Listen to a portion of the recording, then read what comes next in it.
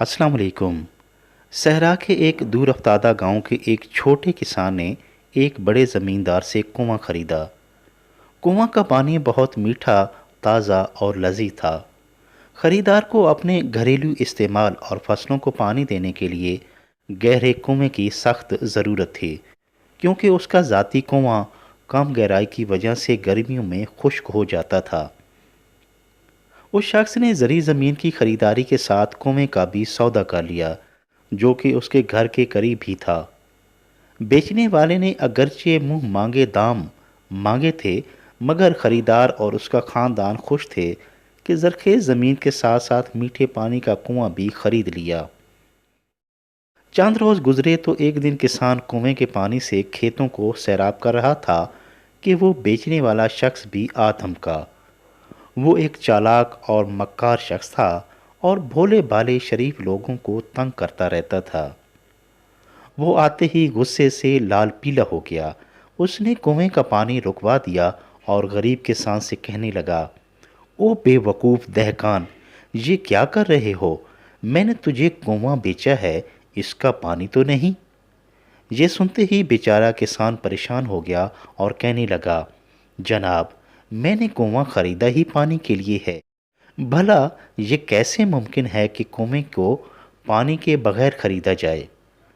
کسان نے اسے کافی دلیلیں پیش کی، مگر وہ اپنی بات پر اڑا رہا کہ سودے میں پانی کی بات تو کہیں بھی نہیں ہوئی تھی، لہٰذا کنویں میں موجود پانی پر کسان کا کوئی حق نہیں۔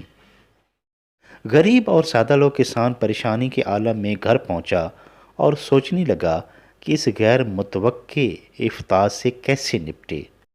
بیچنے والا شخص ایک شاطر اور اثر و رسوخ والا شخص تھا۔ کسان گھر پہنچا تو اس کا چہرہ اترا ہوا تھا۔ بیوی کے پوچھنے پر اس نے ساری روداد سنائی۔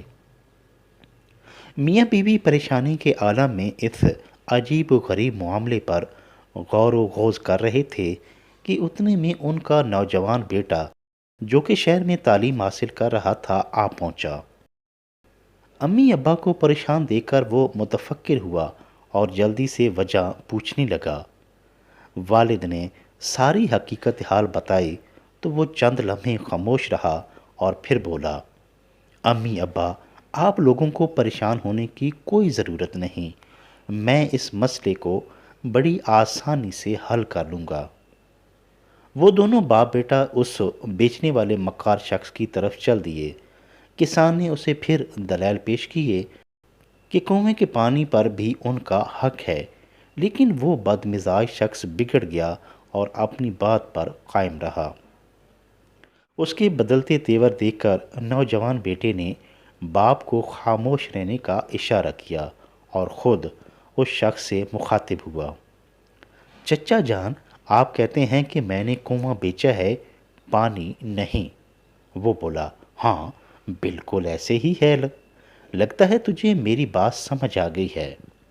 لڑکا بولا، ہاں بالکل، مجھے یہ بات اچھی طرح سمجھ آ گئی ہے، اور اب میری بات آپ بھی اچھی طرح ذہن نشین کر لیں۔ ہم آپ کو 3 دن کی مہلت دیتے ہیں، ہمارے کنویں میں سے اپنا پانی نکال لو، وگرنہ پھر اس کا کرایہ دینا پڑے گا، اور وہ بھی ہماری مرضی کا۔ لڑکے کی بات سن کر وہ مکار شخص گھبرا گیا کہ میں کیا شیر تھا، یہ چھوکرا تو سوا شیر نکلا۔ اتنا کہہ کر وہ دونوں باپ بیٹا گھر واپس آ گئے۔ والدین اپنے بیٹے کی فہم و فراست اور حاضر دماغی سے بہت خوش ہوئے کہ لڑکا پڑھ لکھ کر سمجھدار بن چکا ہے۔ یہ لوگ تو رات کو سکون کی نیند سو گئے، مگر اس شاطر انسان کو ساری رات نیند نہ آئی۔ وہ پریشان رہا کہ اگر یہ بات پھیل گئی تو جگ ہنسائی ہوگی، لوگ مجھے بے ایمان تصور کریں گے اور خوب لعن طعن کریں گے۔ معاملہ اگر پنچایت کے پاس یا عدالت چلا گیا تو مزید پریشانی کا باعث بنے گا۔ صبح ہوئی تو یہ چالاک شخص کسان کے گھر جا پہنچا۔ کسان اور اس کے بیٹے کو گلے ملا اور نہایت خوش اخلاقی سے پیش آیا۔